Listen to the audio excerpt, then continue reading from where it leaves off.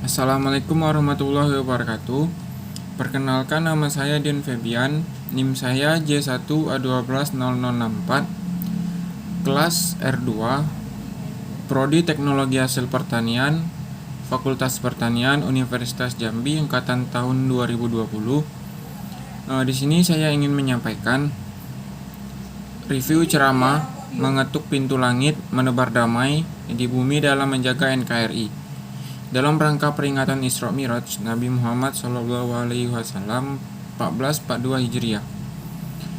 Pada hari Minggu 14 Maret 2021, Profesor Dr. KH Nazarudin Umar, MA, selaku Imam Besar Masjid Istiqlal, Jakarta, menyampaikan ceramah dengan tema mengetuk pintu langit, menebar damai di bumi. Ayat yang sering dibahas saat Isra Miraj ialah surat Al-Isra ayat 1. Terutama ayat ini diapit oleh 3 surat dalam Al-Quran yang disebut dengan surah 3 serangkai. Sebelum surah ini diantar oleh surah An-Nahl, surah lebah, atau yang biasa disebut dengan kecerdasan intelektual. Dan selanjutnya surah Al-Isra bisa dijelaskan oleh akal perjalanan Nabi dari Mekah ke Palestina. Miraj tidak bisa dijangkau oleh akal, maka daripada itu disebut dengan keyakinan setelahnya, yaitu surah kecerdasan spiritual, yaitu surah Al-Kahfi. Hampir semua surah Al-Kahfi itu tidak bisa dijangkau.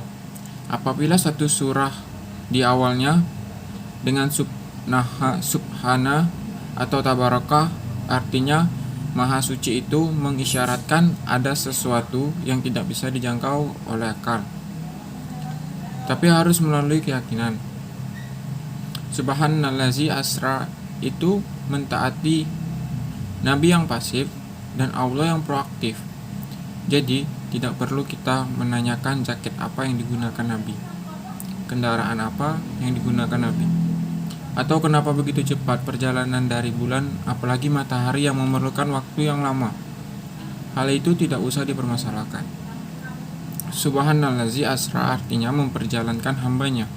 Allah subhanahu wa ta'ala mengatakan bi'abdihi, bukan subhanallazi asra Muhammad. Din mengisyaratkan bahwa yang Isra Miraj bukan hanya Nabi Muhammad SAW, namun siapapun mempunyai potensi untuk miraj. Hamba yang bisa miraj ialah hamba yang menempel kepada Allah subhanahu wa ta'ala. Cara untuk bisa menempel dengan Tuhan yaitu dengan sujud. Sujudlah kalian agar bisa dekat dengan Tuhan. Jika ingin mendekati langit, maka jatuhkanlah kepala kalian ke lantai. Sujud mendekati diri kita kepada Allah. Dalam bahasa Arab, sujud perlu kita perhatikan dari akar kata sajadah. Sajadah artinya menundukkan kepala ke lantai. Sujud tidak hanya kepala, tetapi isi kepalanya juga ikut bersujud, maka disebut dengan sujudan. Jika kita ingin mendekati langit dan karena sholat adalah miraj, maka caranya adalah tersungkur. Menyungkurlah. Mahkota paling puncak dalam diri kita ialah kepala di hadapan Allah. Sujud ada 2 macam. Ada sujud majazi dan sujud hakikat. Sujud majazi ialah sujud yang hanya meletakkan kepalanya ke lantai, sedangkan sujud hakikat adalah menyerahkan diri sepenuhnya kepada Allah subhanahu wa ta'ala yang maha agung di tengah segala problematika. Namun dalam sholat keduanya harus dilakukan, karena tidak sah apabila sujud majazi tidak dilakukan. Yang paling penting dari sujud itu ialah menyerahkan diri kepada Allah subhanahu wa ta'ala dari seorang hamba yang tidak punya apa-apa. Tanda hitam di jidat bukanlah tanda bahwa ia kecintaannya kepada Allah.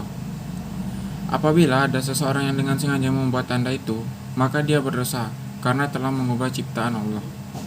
Kita melaksanakan sholat, kita harus khusyuk. Mulailah khusyuk dalam sholat ketika mengambil air wudhu, maka itu kita mengambil wudhu kita sunnah kan menghadap kiblat, tidak boleh bercakap, berdoa, dan menghayati betul.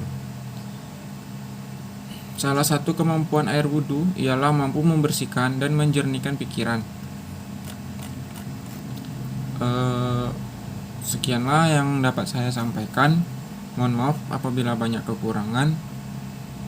Assalamualaikum warahmatullahi wabarakatuh.